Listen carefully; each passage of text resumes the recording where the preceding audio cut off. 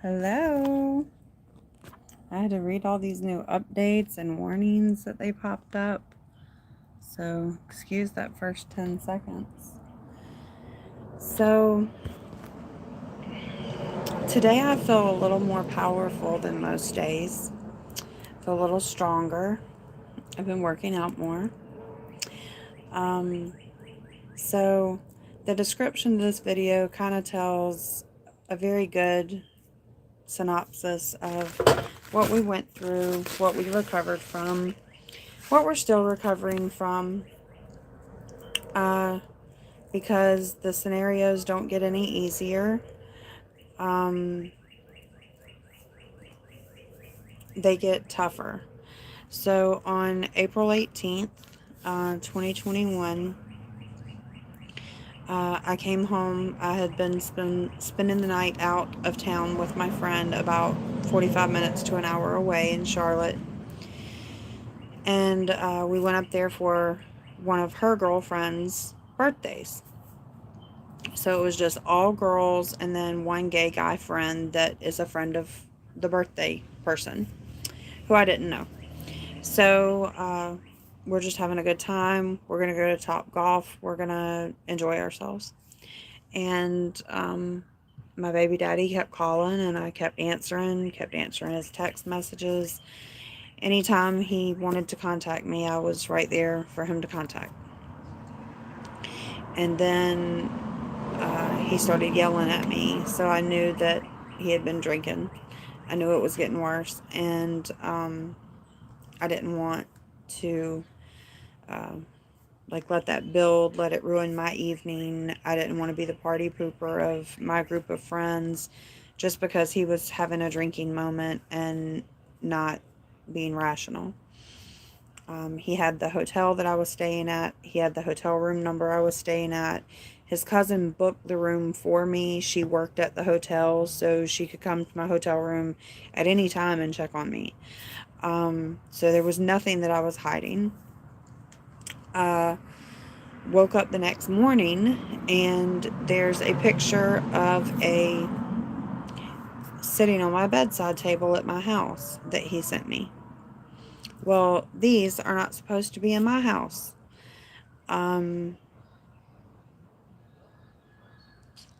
He's a felon and he's not supposed to own them. So that number one was scary for me because I didn't know it was even in my house.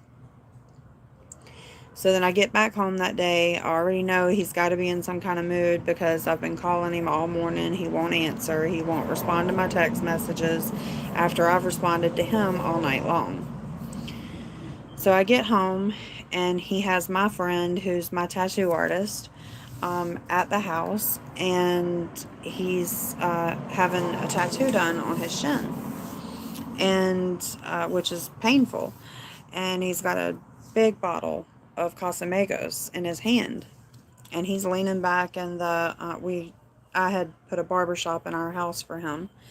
So he's leaning back in the barber chair having that done, and I walk in and I go to give him a kiss, and he pulls away from me. And I don't remember what he said, but it was something nasty, so I just walked on past him. And things started progressing. A couple minutes later, he was already in the back bedroom with me, and he was trying to force me onto the bed. Now, normally, I might like an aggressive, freak me down real quick. But this wasn't the positive, passionate aggressive. This was the mean, I want to hurt you aggressive. And I couldn't do that. I kept trying to get away from him. So my dad, his older brother, his older cousin, they're all sitting in the backyard. I went back there and I was like, I don't know what's going on with him. Y'all been here all day. Y'all let me know what's going on with him. They told me that, he had done some acid, that he had some mushrooms, but they didn't know if he had done them, but that he definitely had done some acid, and he was drinking the Casamigos. Later on, he told me that he had went into my medicine cabinet, which had nothing but my medicine in it, and nobody else's. So he went into my medicine cabinet seeking out my medicine and took my Klonopin while I was out of town. I did not give him this. And so by the time I get home, this is who I've come home to, this irrational um, thinking person who is acting like a monster. It wasn't but about 3 hours into being home that things had gotten so bad that I had a friend come get my daughter and take her to her house, because I knew at that point that it was bad. It wasn't going to get any better, and I needed to pack. And he had come after me several times in front of my dad and his brother. So I knew I needed to leave. I was terrified. I didn't have money. I didn't have a place to go. I didn't know what I was going to do. And it it was getting dangerous fast. He came out the front door as I was putting clothes in the back of my van. He came out the door with the gun that he had, I'm sorry, with the thing that he had sent me the picture of earlier. Um, and it was a big one. And he was pointing it straight at me. And they were like, get in the truck, get in the van and leave. Just leave, leave, leave. So I just jumped in my van and I left.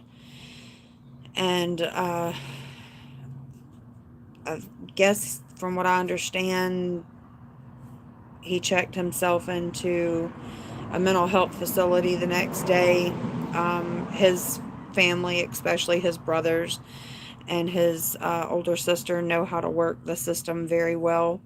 So I'm sure they told him, you need to go check yourself in there, otherwise you're going to end up in jail. So he had checked himself into that. Part that I'm missing is while I was putting the clothes in the van before that part happened, he came out and grabbed a 5-gallon bucket that was full of my cleaning supplies and slung it and slammed it into my back, causing me to go forward into the back of my van. And then he took off running. That's when he came back out with that. Um, so we lived in my van for a couple of days. Then a person that was actually working for my cleaning company um, gave me the money to get a hotel room for a few days, or for a week. And by the end of that week, I had found us an apartment that we were safe at. We stayed there for a little over 6 months. And then I had saved enough money to do a lease purchase on the house that I'm sitting at right now. Definitely a struggling single mother. The struggle never gets any easier. Um, but I've become used to it. My biggest struggle is trying to find help with someone keeping my daughter while I work enough hours to pay for everything. I can't afford childcare, and I was letting her go with him on some occasions, but recently, last month, found out she pushed an SOS button on her watch to signal me to come to her, and she had never done that before, and it was at a address location that I had never heard of before. I had seen it on her GPS while she was with her dad before, but I just thought it was a family member's house, no big deal. Also, he and I had talked over the last 2 years, and we had agreed that if either one of us met someone or thought that we met someone that we were going to introduce our daughter to, that we would conversate with each other. It would be a open and mutual conversation so that we were always on the same page and our child didn't get mixed signals. So on Easter night, my child pushes her SOS button on her watch because she was supposed to be with her dad's side of the family that day, going to an Easter egg hunt. She had colored 36 Easter eggs. All of her cousins and uncles and aunts' names were written all over them in crayon. She decorated them all. Her dad had told her 3 different times through the week about them going to the Easter egg hunt and how exciting it was going to be. But when he picked her up on Easter, instead of taking her there, he took her to his girlfriend's house. That would have been fine with me if I knew he had a girlfriend and if I knew where she lived and that my daughter was safe. Also, that my daughter herself, out of her own mouth, told me that she felt comfortable there, but she didn't. She didn't feel comfortable there, and that's why she pushed her SOS. When I showed up to pick her up, he tried to fight me. He ripped my shirt halfway off my body, trying to walk in the driveway to get my daughter. And this is Easter of 2023. So 2.5 years later, almost. So he, my daughter then, when I picked her up that night, she said, "Mom, I wasn't supposed to ever tell you about her." And I said, "Baby, you are fine, and you can tell Mommy anything. Mommy will not get mad at you. Mommy's job is to always make sure that you're safe, that you're comfortable, and that you're happy." And her whole guts just spilled out on that ride home. And she said, the girlfriend herself had told me that she had been seeing her for a year. And so for a year, they had had my child lying to me. In that year, all through this past school year, my child has had disciplinary problems. She has not been able to focus on her reading. She has had stomach problems to the point that I've had to take her to the doctor numerous times. She's had headaches that I've had to take her to the doctor for. And ever since all of this has come out and everything's in the open, my child has not been sick. My daughter was suffering stress-related symptoms. She was suffering symptoms related to having to lie and connive her own mother, who she loves and respects so much. She was bringing home clothes from Daddy's house, and she would come in and say, look what my aunt bought me," and she would tell me which aunt bought it for her, and the whole thing would be a blatant lie. It was the girlfriend buying it for her. That's fine. I'm totally fine with a girlfriend. Please help me. Help us. He doesn't help us very much at all, if ever. So please, yes, if you want to buy my daughter clothes, you may. Please, if you're a good person, let me meet you so that she can go with good people to do things. I'm not against him having a relationship at all. But you don't take my daughter somewhere, have her try to spend the night at someone's house, and then tell her to lie to her mother. That's not okay. And it messes with the child's head so much because they don't know what's a good secret and what's a bad secret, what's a good lie, what's a bad lie, or is there even such excuse me or is there even such thing as a good lie? Like, she was so confused. And I have a healthy, spirited little girl now who enjoys life. She's not sick anymore. Her stomach doesn't hurt. She hasn't had any headaches, no symptoms at all since Easter. Nothing. Normally we would have been to the doctor at least once a month. No symptoms at all since Easter. I'm really, really sorry that she had to go through that. I'm sorry that I was not aware enough to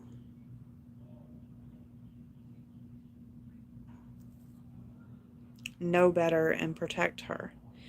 But I trusted the baby daddy to be forthcoming with me and share information with me so that we could co parent correctly. I definitely will let him know when I'm in a relationship, because I feel like it's his right to know. It's not his business to know, but with his daughter living in my home, it is his right to know. Just like it was my right to know whose home my daughter was sleeping in. We had an incident about a year ago where she was with her father, and an older cousin did some not so appropriate, an older girl cousin did some not so appropriate things with her. And the family just wanted to brush it under the rug, like it never happened, like my daughter wasn't affected by it. And I'm not okay with that. I'm just not. She loves her family on both sides. She's especially close to her cousins, her younger cousins on her dad's side, but um, they don't make an effort to see her. She's not important enough for, excuse me,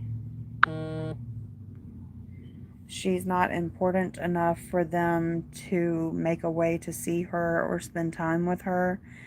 Um, so I don't know what to do. I've sent them text messages letting them know our plans and what's going on with our family so that they could pick her up, go spend time with her. Um, I don't have to be a part of anything. I'm not that mom. I'm not the helicopter mom that has to be a part of everything that my daughter does. They can come pick her up and take her to go play or visit with the family or whatever they want to do. They have that right. I've always been an open book to them, but no one has ever cared about her enough to want to do those things. So it hurts a lot on her behalf because I was a child that had grandparents, that had aunts and uncles that did things with me. And so it really hurts to see her alone, and feeling alone and not have cousins and stuff to spend nights with and do activities with. She's always left out. I don't know if it's because she's the only biracial one and maybe they have a color issue, maybe they have a color complex, maybe she's too light skinned and pretty for them. I don't know. But it's become sickening after 8 years. And we're getting ready to move on with our lives. And as sad as it is, I think it's going to be the best thing for us. I think it will be the most healthy thing for us for sure. I hope everyone has a great day. God bless.